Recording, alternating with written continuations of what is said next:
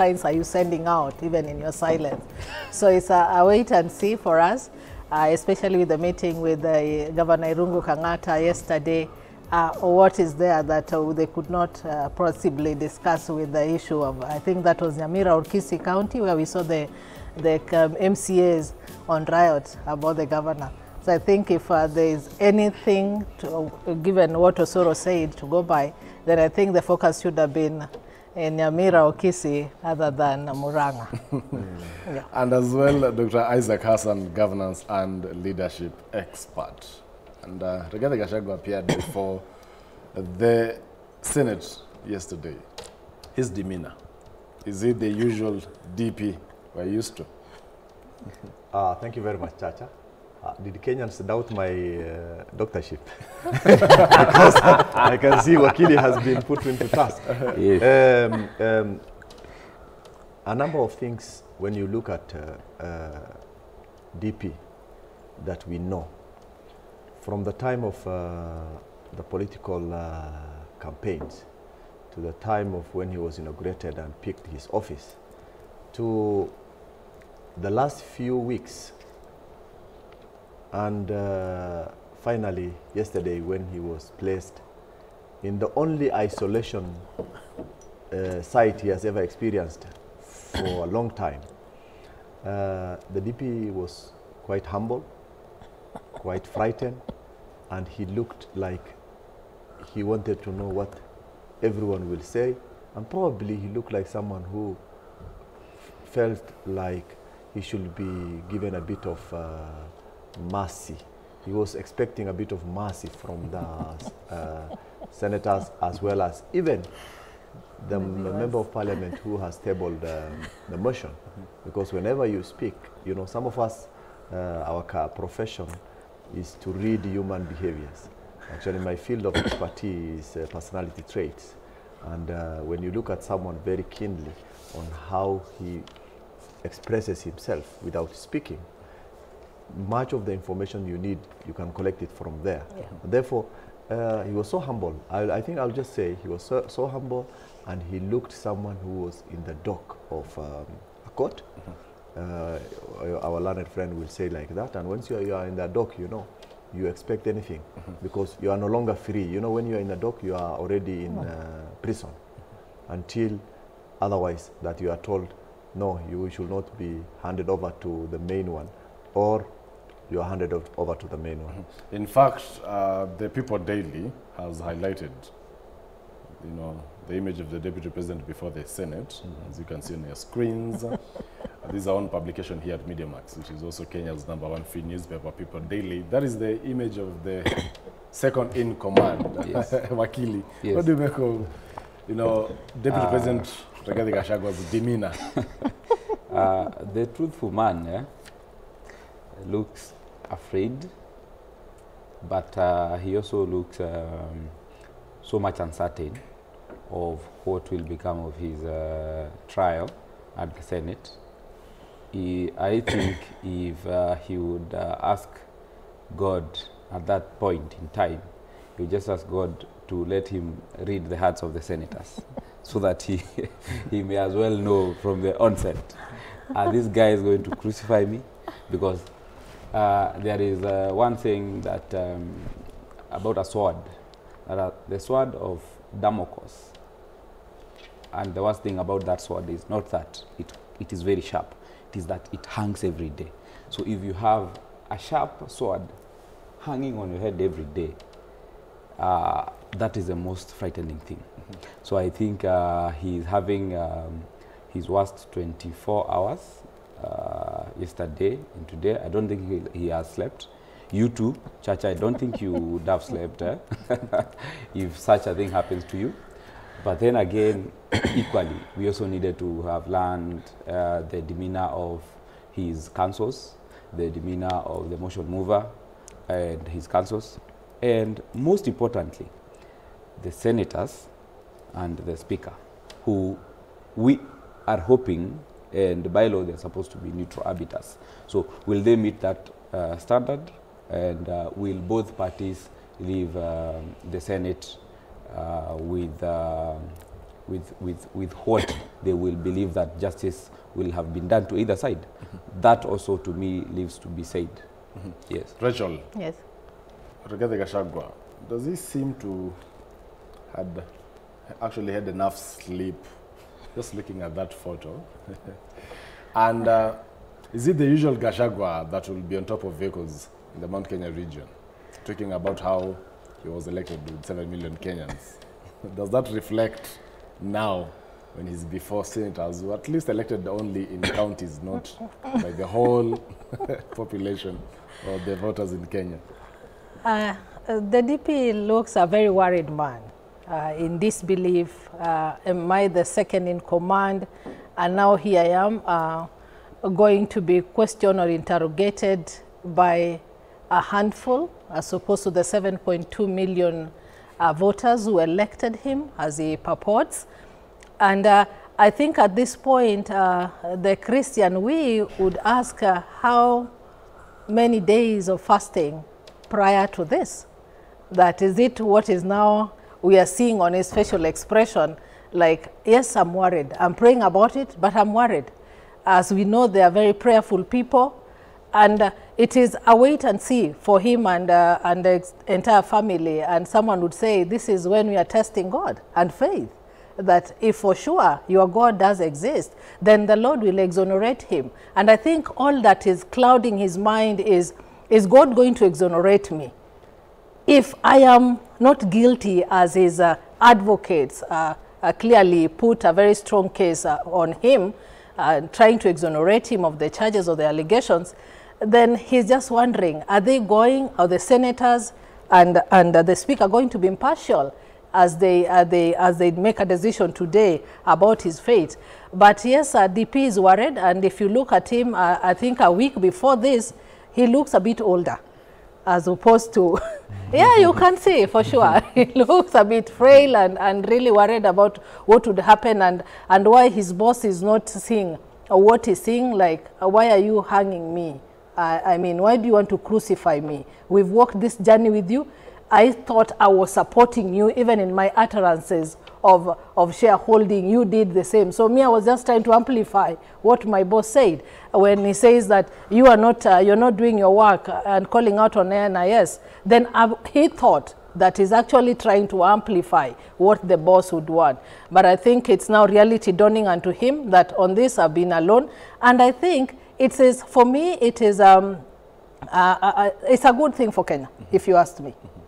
Why? Because if you listen to the allegations, and many a times our leaders tend to think that they are above law and no one can call out on them, and at no any specific order would they feel inferior or insubordinate to the electorate.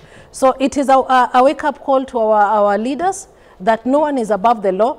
Be mindful of what you're saying at the same time, because you never know when this thing is going to haunt you tomorrow. Dr. Isaac, Gachagua's image, of course, right up on the screens.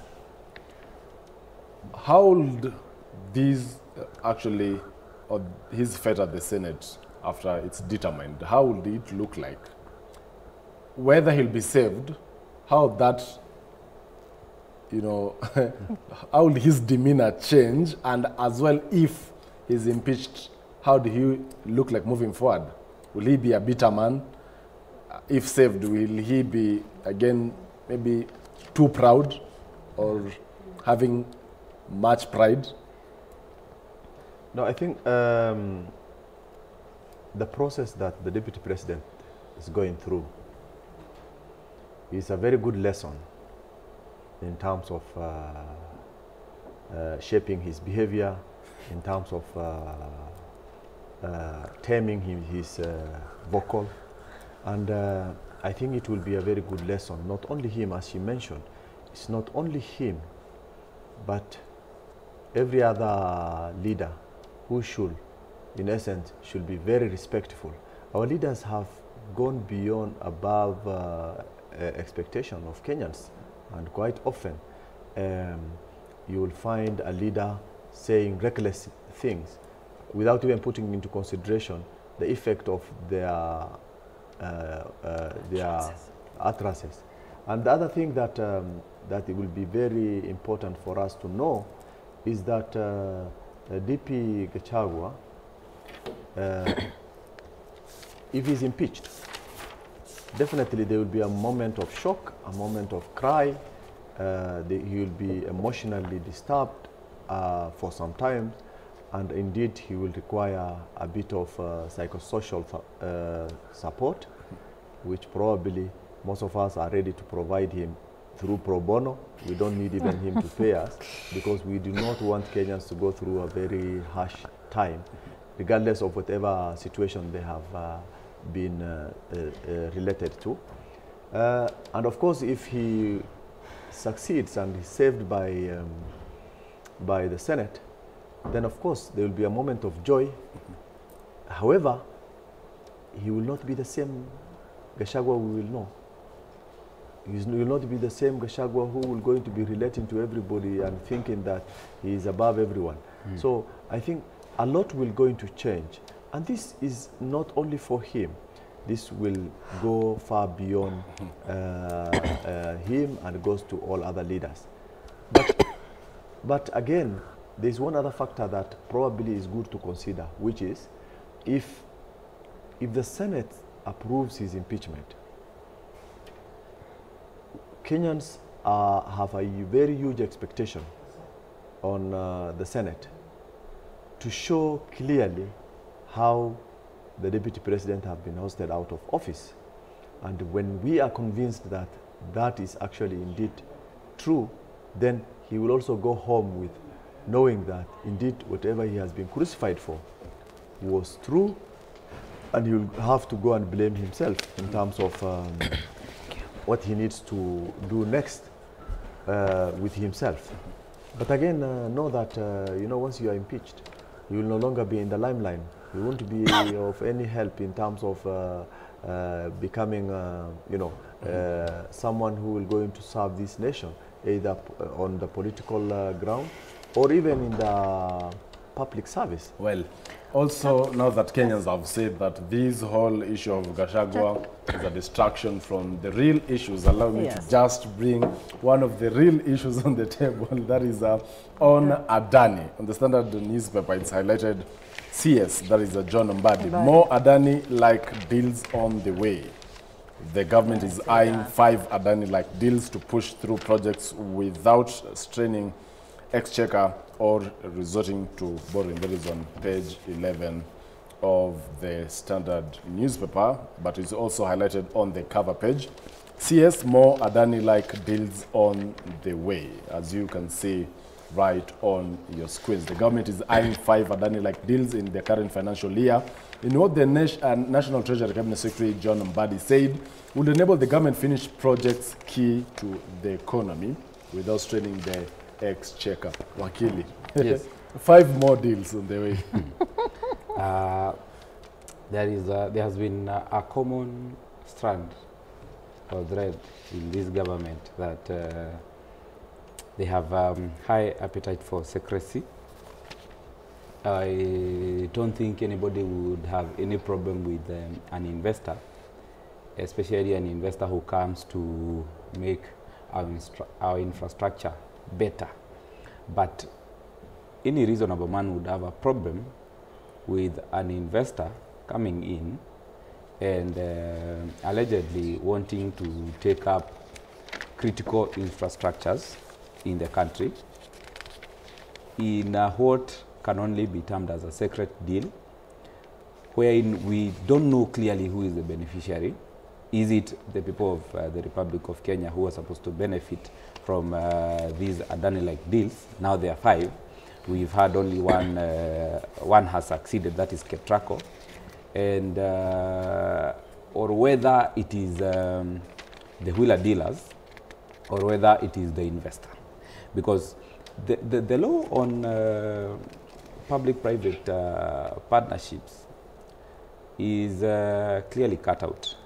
And if you read Article 10 of our Constitution, it will tell you that when we are making decisions, this thing now that is on everyone's tongue of public participation, it is It is a principle so dear to the 2010 Constitution that it is capable of annulling any deal or law in Kenya that is made without enough or adequate public participation. And the law on public participation says that that public participation not only needs to be qualitative, but it needs to be quantitative.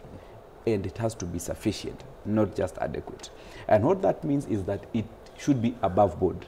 And therefore, the people of Kenya, who are the major stakeholders in these 5 deals, ought to know from the word go, what are we getting ourselves into? So in other words, similar to what we witnessed with the impeachment of the Deputy President's public participation, the same effort should be put towards Adani. That's the point. I've actually gone to court personally on a couple of occasions and won cases against the National Assembly because of that thing, public participation. And judges nowadays are so progressive.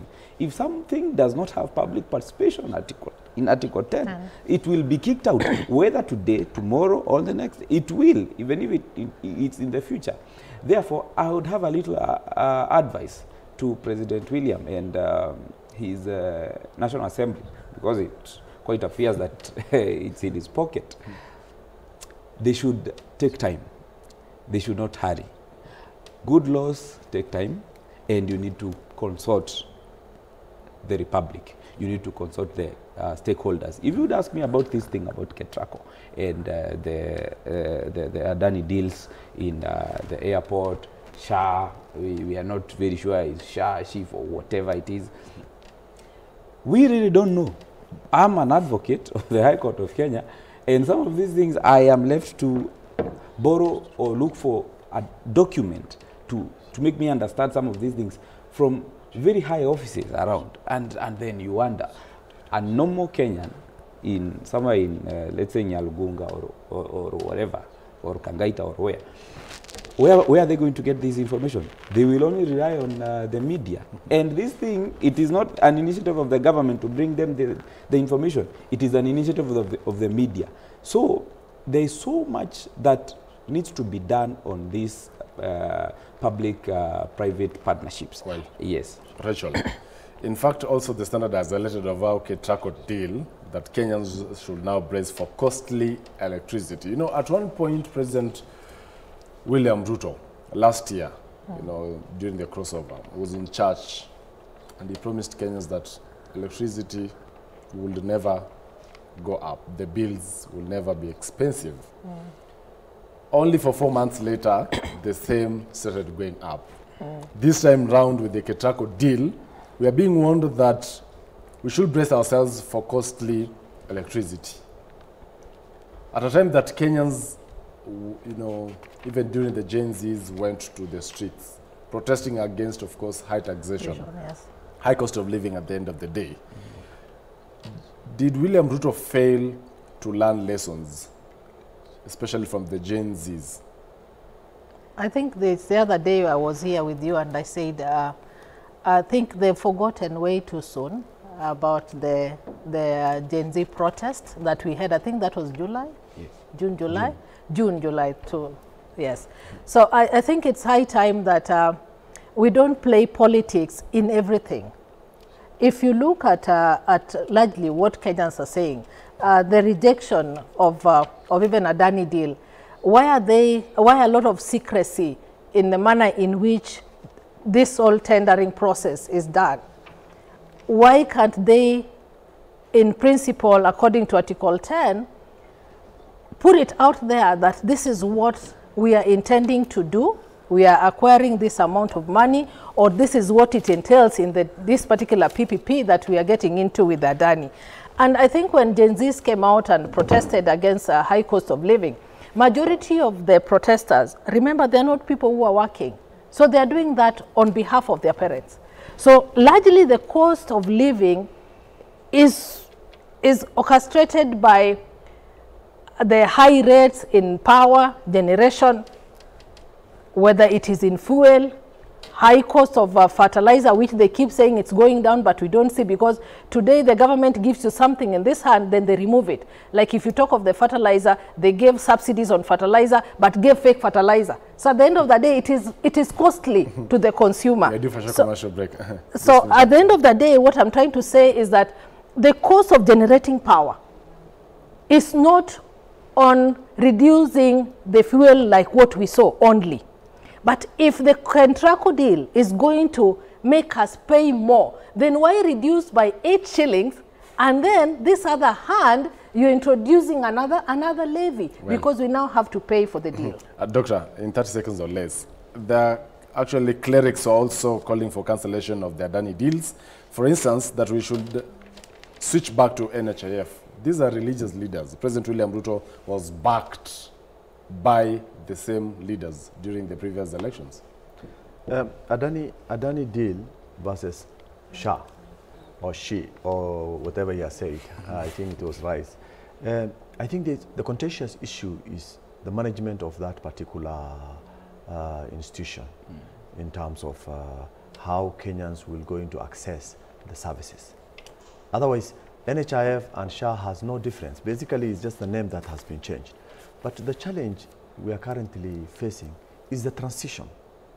And Kenyans should understand that if transitions are not done very well, and we know health matters is not something to gamble with, then Kenyans will suffer more before even the situation of, before the situation stabilizes and the benefit of this scheme is realized. 5 more deals on the way, according to the Treasury Cabinet Secretary. Are we going to be an Adani Republic, even as the Republic? I think there are quite a number of questions, because, you know, public-private partnership it exists everywhere, but it starts from the country.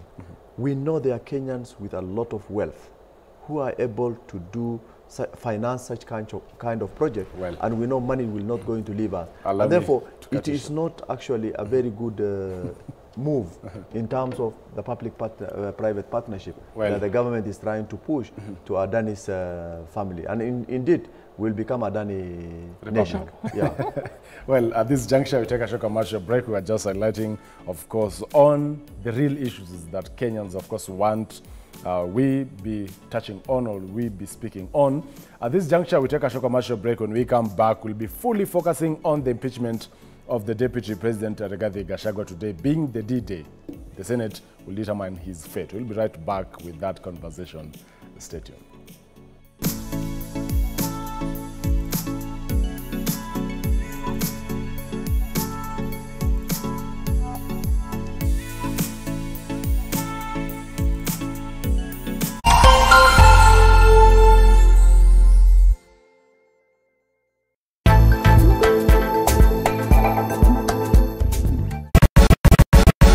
When it's a Saturday, there's only one entertainment show in East and Central Africa.